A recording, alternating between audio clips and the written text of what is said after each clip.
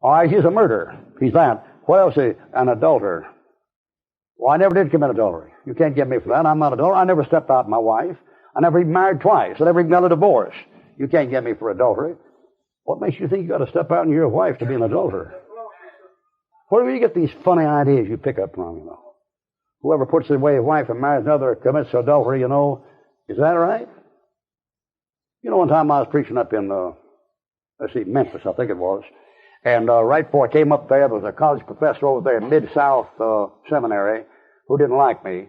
I have a way of making friends among college faculties. Most of my friends are college faculty members. And he phoned up the pastor where I was preaching. He said, "You having Ruckman in here for a meeting?" And the guy said, "Yeah." And he said, "I didn't know you had adulterers in your pulpit." And he said, "Yeah, we have them regularly." And he said, "What?"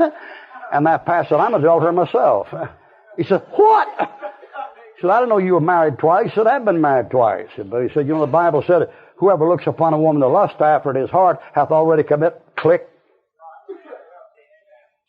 Little trouble with the Greek there, Professor? Little trouble with the original manuscripts, was it? Don't you know? You know, back about 1920, when judges were half straight and weren't controlled by the news media, they had some decisions that were pretty biblical. About 1920, they had a case out in St. Louis where a famous businessman there was pretty known in the community, had his wife, she claimed she was raped, and they tried the fellow in court and found him guilty of rape and sentenced him, I think, to 5 years, something like that. And all through that trial, that businessman's rich wife would come to court, you know, dressed in a dress tight as a scuba diver, you know, and so material so thin a fly could have flown through without busting a wing, and showed everything she had, you know, about 5 inches above the knee down. And that thing was over. That judge called her and her husband up in front of the court, and while they were still there, and then the people there, and he said, "Madam, are you a prostitute?" And boy, she just turned crimson, and the husband began to stammer around and spit and sputter, and she said, "My God, no!" And he said, "Well, if your wares aren't for sale, don't advertise them." Clack. That Bible said, "Whoever looks upon a woman to lust after hath already committed adultery in his heart with her." Did you understand that? With her, there are two involved. I know what your girls say. "I'm not responsible for what a man thinks." Yes, you are.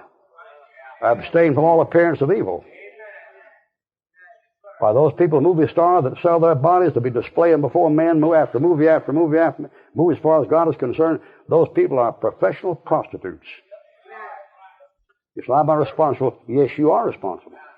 You're responsible for trying to get attention the wrong way. And he said, "Whoever looks after a woman to lust after his heart hath already committed adultery with her." With her. Now, there's some things you can't help. I understand that, but you'd be amazed how much you could help that you don't. Now, I'm not one of those preachers. I'm one of those preachers where don't do this and don't do that, do this, do that. Those are called legalists. I'm not like that. We don't have any rules here, a whole bunch of rules and regulations. I've learned something from dealing with Christians. You can't make them spiritual no matter how many rules you give them. You got them rules nailed down, they still won't be spiritual. But still, I'm telling you, that book says abstain from all. If you're not a whore, sister, don't look like one. If you're not a slut, don't dress like one. If you want to be treated like a lady, then act like a lady, and talk like a lady, and walk like a lady, and dress like a lady. And if you don't get surprised if you get treated the other way. Because we men are not as dumb as we look. The thing is, you ladies, you think you have this little conceit. Well, she sure fooled him. You know, that little snip just wraps him around her finger, you know. No, she don't. Not if you don't want to be wrapped. You know how women get into sin? They're talked into it. You know how a man gets into sin? He thinks about it and plans it. You know what that is? 1 Timothy chapter 2. Read it before you go to bed tonight. 1 Timothy chapter. You know, I'm quiet on me here tonight. Listen, you want a straight? You want a straight? I'll give it to you straight. You want everyone to come right with a plate waist high, brother, right in the middle. Take a cut at it. He's an adulterer. Nothing like a Bible to clear up a college education.